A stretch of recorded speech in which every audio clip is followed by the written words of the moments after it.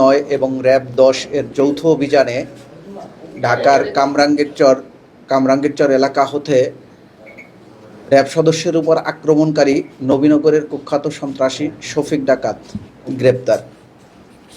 আপনারা সকলে অবগত আছেন, গত মে মাসের 11 তারিখে র্যাবের গোয়েন্দা টিমের 4 জন সদস্য বাঞ্চারামপুরে তথ্য সংগ্রহের উদ্দেশ্যে গমনকালে কুখ্যাত শফিক ডাকাত এবং তার বাহিনীর সদস্যরা অতর্কিতভাবে তাদের উপর আক্রমণ করে, তাদেরকে আটক রেখে অমানসিক নির্যাতন করে। পরবর্তীতে অন্যান্য র্যাব সদস্য এবং গ্রামবাসীর সহযোগিতায় আমরা তাদেরকে উদ্ধার করি এবং নবীনগর স্বাস্থ্য কমপ্লেক্সে তাদেরকে চিকিৎসা দেওয়া হয়। তাদের মধ্যে 3 জন সদস্য গুরুতর আহত হয়, একজনের মাথায় আঘাত গুরুতর জখম হয়, একজনের ডান হাতের হাড় ভেঙে যায়, একজনের বাম হাতের গুরুতর আঘাতপ্রাপ্ত হয়। পরবর্তীতে তাদেরকে ঢাকায় নিয়ে উচ্চতর চিকিৎসা দেওয়া হয় এবং তারা বর্তমানে সুস্থ আছে। ঘটনার পরপরই আমরা একটা ম্যাসিভ অভিযান পরিকল্পনা করি এবং ওই দিন রাতভর অভিযান পরিচালনা করে আমরা একজন নারীসহ 5 জনকে আটক করতে সক্ষম হই। পরবর্তীতে আবার আমরা অভিযান পরিচালনা করি, সেখানে আমরা 4 জন সদস্য আটক করতে সক্ষম হই। কিন্তু প্রতিবারই চতুর শফিক সে কৌশলে পালিয়ে যায়।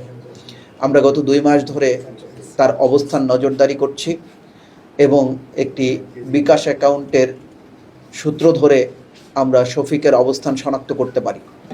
এরই ধারাবাহিকতায় গত রাত আনুমানিক 12টা 20 মিনিটে রাজধানীর ঢাকার কামরাঙ্গীরচর এলাকায় অভিযান পরিচালনা করে জনৈক রিয়াজউদ্দিন নামে এক ব্যক্তির বাসা থেকে তাকে গ্রেপ্তার করা হয়। আপনারা সকলেই অবগত আছেন, কুখ্যাত শফিক ডাকাত ইতিপূর্বে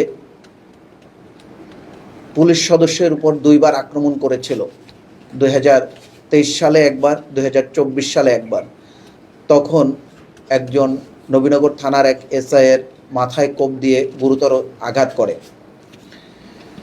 আমরা প্রাথমিক জিজ্ঞাসাবাদে জানতে পারি, ঘটনার দিন নবীনগরের শফিক ডাকাতের প্রতিপক্ষ আজম গ্রুপের মুকুল মাস্টারের বাড়িতে তারা হামলা এবং ভাঙচুর চালিয়ে তারা কাদির মিয়ার বাড়িতে অবস্থান করে। তখন তারা জানতে পারে যে র্যাব সদস্য আসতেছে শফিককে ধরার জন্য। সেই তথ্যের ভিত্তিতে তারা আরও জোরালো অবস্থান নেয় এবং র্যাব সদস্যদের 2টা গাড়ি তাদের ওইখান দিয়ে রাস্তা দিয়ে যাওয়ার সময় তারা অতর্কিতভাবে র্যাব সদস্যদের উপর আক্রমণ করে, তাদেরকে আটক রেখে 3 ঘন্টা আটক রেখে নির্যাতন চালায় এবং ভিডিও ধারণ করে। পরবর্তী সময়ে র্যাবের মনোবল ধ্বংস করার জন্য এবং নিজেদের শ্রেষ্ঠত্ব জাহির করার জন্য, তাদের ত্রাসের রাজত্ব কায়েম করার জন্য তারা র্যাবকে অপদস্থ করার এই ভিডিও সামাজিক যোগাযোগ মাধ্যমে ছড়িয়ে দেয়। শফিক ডাকাতের শুরুটা হয়েছিল চুরি দিয়ে, পরবর্তী সময়ে হত্যা, ডাকাতি, ধর্ষণ, পর্নোগ্রাফি, মাদক এবং চাঁদাবাজি সহ সমাজের নানা রকম অপরাধে তিনি জড়িয়ে পড়েন এবং বর্তমানে তার বিরুদ্ধে 15টির অধিক মামলা চলমান আছে। আমরা শফিক ডাকাতকে গ্রেপ্তার করেছি, শফিক ডাকাতের সহযোগীদেরকেও গ্রেপ্তার করেছি। এই মামলার আমরা 9 জন আসামি, শফিক সহ 10 জন আসামিকে গ্রেপ্তার করতে সক্ষম হয়েছি। আরও 3 জন আসামি এখনও পলাতক আছে, আমরা শীঘ্রই তাকে গ্রেপ্তার করতে সক্ষম হব। র্যাব সদস্য হোক বা এলাকায় যে কোনো মানুষের উপরে তারা যে দীর্ঘদিন অত্যাচার, জুলুম, নির্যাতন করেছে, আশা করি তার অবসান হয়েছে এবং ভবিষ্যতেও এই ধারা অব্যাহত থাকবে এবং একটি সুন্দর নবীনগর, সুন্দর ব্রাহ্মণবাড়িয়া উপহার দেওয়ার জন্য আমরা নিরলসভাবে র্যাব সদস্যরা কাজ করে যাচ্ছি এবং এই ধারা অব্যাহত থাকবে।